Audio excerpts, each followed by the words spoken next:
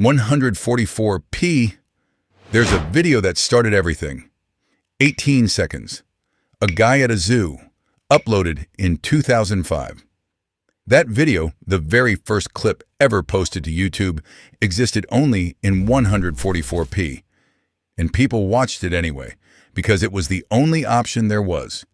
At 144p, your brain isn't reading an image, it's guessing one. Faces blur into shapes. Text dissolves into smudges.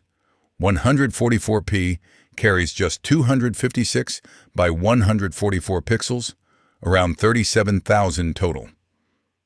A single frame of 4K video contains 225 times more pixels than that. Today it survives in one place.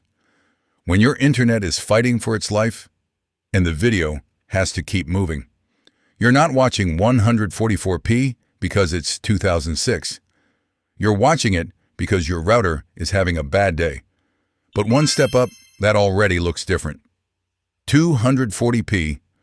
240p is where faces become faces again. Still blurry. Still rough around every edge. But the jump from 144p to 240p, from 37,000 pixels to 154,000, is the moment objects stop being suggestions and start being recognizable. The reframe, 240p wasn't bad technology. It was the practical ceiling of what early internet infrastructure could actually deliver in real time.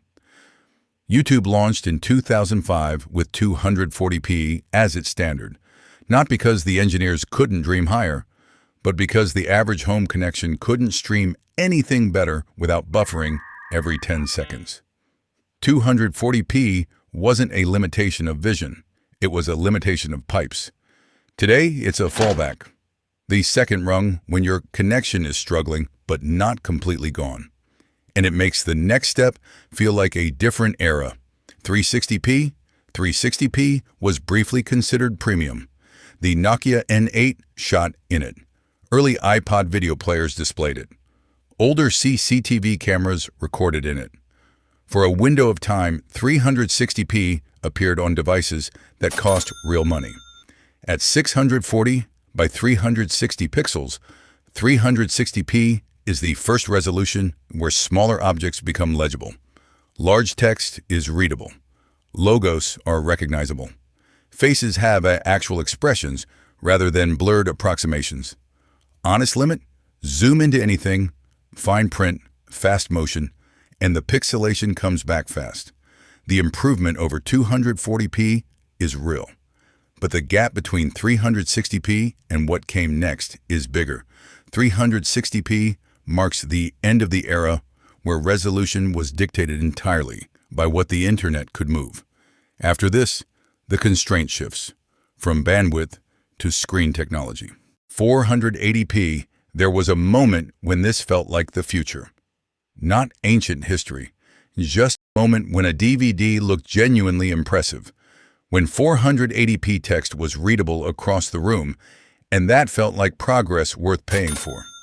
Standard definition carries 720 by 480 pixels, enough that text becomes legible, faces have features, and you can follow what's happening without your brain filling in the gaps. The insider detail most people miss. 480p wasn't chosen because it looked great. It was chosen because it was the highest quality that fit on a single-layer DVD. An engineering compromise that became a cultural standard. The entire world watched movies in it, not because it was optimal, but because the math worked out. Honest limit? Push it onto a large TV, and the seams show immediately. That tension, resolution, holding up on small screens, collapsing on large ones, follows us all the way up. HD. Something shifted with 720p.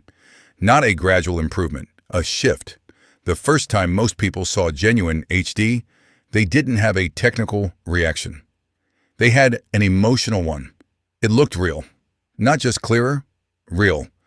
The way a scene through a window looks different from a photograph of it. HD carries 1280 by 720 pixels. nearly 3 times the pixel count of 480p. Its job, eliminate the moment your eye catches the grid. At 720p, from a normal viewing distance, that grid disappears. The image becomes a surface instead of a mosaic. The reframe, 720p, didn't just make images look better, it changed what was worth creating. At 480p, tiny details weren't rendered because they disappear anyway. At 720p, logo text became legible, expressions readable at distance. Storytelling could use the whole frame. Better resolution didn't just improve the picture, it expanded what creators could put in it. Full HD, this is the one that stuck. Not the newest, not the highest, the default, the benchmark. The resolution people mean when they say something just looks good. Full HD carries 1920 by 1080 pixels, around 2 million total. At 1080p, sharpness and smoothness arrive together. Wrinkles in fabric, fine print in a game's UI. Fast motion without the frame turning to noise. What makes Full HD genuinely dominant is the compression sweet spot. Streaming 4K requires around 25 megabits per second. 1080p requires 5. On most real-world connections, not the speed on the contract, the actual speed at 9 p.m. on a Tuesday, Full HD delivers without a hiccup where 4K stutters. It didn't become the standard because it looked the best. It became the standard because the infrastructure of the internet was built to deliver it reliably.